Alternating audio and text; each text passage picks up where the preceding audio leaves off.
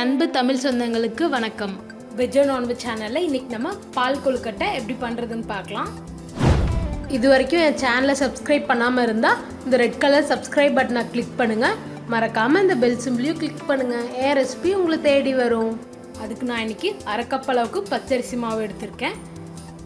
நீங்கள் கொழுக்கட்டை மாவு அல்லது இடியப்பா மாவு இருந்தால் நீங்கள் அதை யூஸ் பண்ணிக்கலாம், இன்னமும் நல்லாயிருக்கும். தேவையான அளவுக்கு உப்பு. இப்போ இது எல்லாத்தையும் நல்லா கலந்து விட்டுருங்க.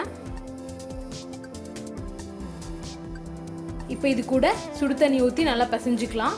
தண்ணி நல்லா கொதிக்க கொதிக்க இருக்கணும், அப்போ தான் மாவு சாஃப்டாக இருக்கும். நான் இங்கே சைடில் அடுப்பில் வந்து தண்ணி சூடாகிட்டு இருக்கு, அதை தான் யூஸ் பண்ணுறேன். கொஞ்சமாக ஆட் பண்ணிவிட்டு ஸ்பூன் வச்சு மிக்ஸ் பண்ணி பாருங்கள், பத்தலைன்னா ஆட் பண்ணிக்கலாம்.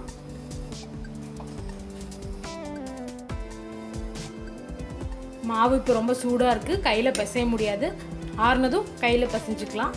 ஆறிடுச்சு, இப்போ நம்ம கையில் பிசைஞ்சிடலாம்.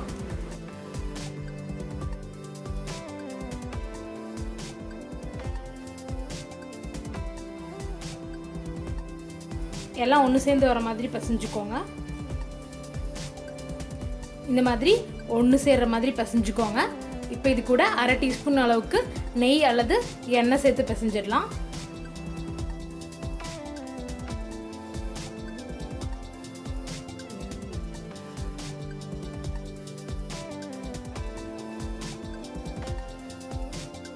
இந்த மாதிரி ஒன்று சேர்த்து எல்லாத்தையும் பிசைஞ்சிருங்க.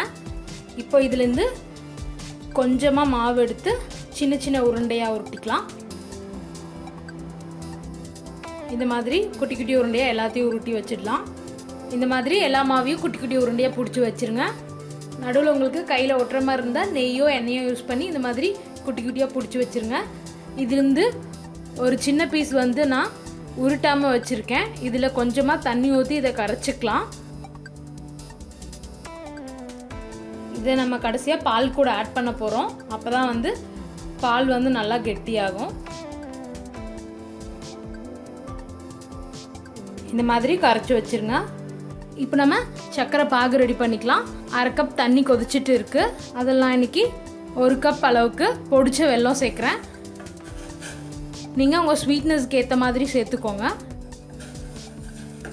இது நல்லா கரையணும், அது வரைக்கும் கலந்து விட்டுருங்க. நீங்கள் சர்க்கரை ஆட் பண்ணுற மாதிரி இருந்தால் நீங்கள் டேரெக்டாக பால்லேயே ஆட் பண்ணிக்கலாம். இதில் ஏதாச்சும் அழுக்கு இருக்குன்றதுக்காக நான் இந்த மாதிரி சுடு தண்ணியில் கரைச்சி வடிகட்டிக்க போகிறேன். வெல்லம் நல்லா கரைஞ்சிருச்சு. இப்போ இதை நம்ம ஆஃப் பண்ணிவிட்டு வடித்து எடுத்துக்கலாம். ஒரு பாத்திரம் வச்சு அதில் நான் ஒரு கப் அளவுக்கு நார்மல் பால் ஆட் பண்ணுறேன். இப்போ இது கூட ஒரு கப் அளவுக்கு செகண்ட் தேங்காய் பால், அதாவது திக்காக இல்லாமல் கொஞ்சம் தண்ணி மாதிரி இருக்கும் இல்லையா, அந்த தேங்காய் பால் சேர்த்துடலாம். இதில் நான் இன்றைக்கி 3 கப் பால் ஆட் பண்ண போகிறேன். ஒரு கப் நார்மல் பால், ஒரு கப் திக்கான தேங்காய் பால், ஒரு கப் தண்ணியான தேங்காய் பால். இதில் நான் ஆல்ரெடி நார்மல் பாலும் தண்ணியாட்டம் இருக்க தேங்காய் பாலும் சேர்த்தாச்சு. ஃபைனலாக ஒரு கப் திக் தேங்காய் பால் கடைசியாக இறக்கும்போது ஊற்றிடலாம். உங்களுக்கு ஃபுல்லாகவே தேங்காய் பாலில் பண்ணுற மாதிரி இருந்தால் நீங்கள் நார்மல் பாலை ரீப்ளேஸ் பண்ணிவிட்டு தேங்காய் பால்லையே கூட பண்ணிக்கலாம். இது நல்லா கொதிக்கட்டும். பால் பொங்கி வர ஆரம்பிச்சிருச்சு. சிம்மில் வச்சுட்டு உருட்டி வச்சுருந்தா உருண்டையெல்லாம் உள்ளே சேர்த்துடலாம்.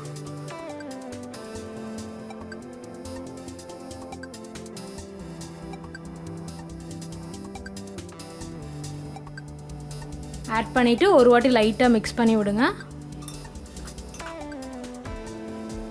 இப்போ இது லோ மீடியம் ஹீட்டில் 10லேருந்து 15 நிமிஷம் இருக்கட்டும். நம்ம போட்ட இந்த உருண்டையெல்லாம் நல்லா வேகணும், அது வரைக்கும் இருக்கட்டும். 10 நிமிஷம் ஆயிடுச்சு. உருண்டையெல்லாம் நல்லா வெந்து வந்திருக்கு. இப்போ இது கூட நம்ம வடிகட்டி வச்சுருக்க வெள்ளை பாகு சேர்த்துடலாம். நீங்கள் சர்க்கரை சேர்க்குற மாதிரி இருந்தால் டேரெக்டாக இந்த ஸ்டேஜில் நீங்கள் சர்க்கரை சேர்த்துடலாம். சேர்த்துட்டு ஒரு வாட்டி நல்லா மிக்ஸ் பண்ணி விட்டுருங்க. நீங்கள் சர்க்கரை சேர்த்திங்கன்னா பால் கொழுக்கட்டை ஃபுல்லாகவே வந்து ஒயிட்டாக இருக்கும். நம்ம இன்றைக்கி வெல்லம் சேர்த்தனால கொஞ்சம் கலர் ப்ரௌனிஷாக ஆகிருக்கு. இது கூடவே நம்ம ஆல்ரெடி கரைச்சி வச்சுருந்த மாவையும் சேர்த்துடலாம். இது இன்னும் ஒரு 5 நிமிஷம் இருக்கட்டும். 5 நிமிஷம் ஆயிடுச்சு பாருங்கள், நல்லா கொதிக்க ஆரம்பிச்சிருச்சு. இப்போ இது கூட 1 டீஸ்பூன் அளவுக்கு ஏலக்காய் பொடி சேர்த்துக்கலாம். நான் சர்க்கரை சேர்த்து அரைச்சி வச்சுருக்கேன். கூடவே நம்ம எடுத்து வச்சுருந்த திக்கான தேங்காய் பாலையும் சேர்த்துடலாம். சேர்த்துட்டு ஒரு வாட்டி நல்லா மிக்ஸ் பண்ணிவிடுங்க. இது ஒரு 2 நிமிஷம் இருக்கட்டும். 2 நிமிஷம் ஆயிடுச்சு. இப்போ நம்ம அடுப்பை ஆஃப் பண்ணிடலாம். சுவையான பால் கொழுக்கட்டை தயார். இந்த ரெசிபியை உங்கள் வீட்டில் கண்டிப்பாக ட்ரை பண்ணி பார்த்துட்டு எப்படி இருந்ததுன்னு எனக்கு கமெண்ட்டில் போடுங்க. மறக்காமல் வெஜ் அண்ட் நான்வெஜ் சேனலை சப்ஸ்கிரைப் பண்ணுங்கள்.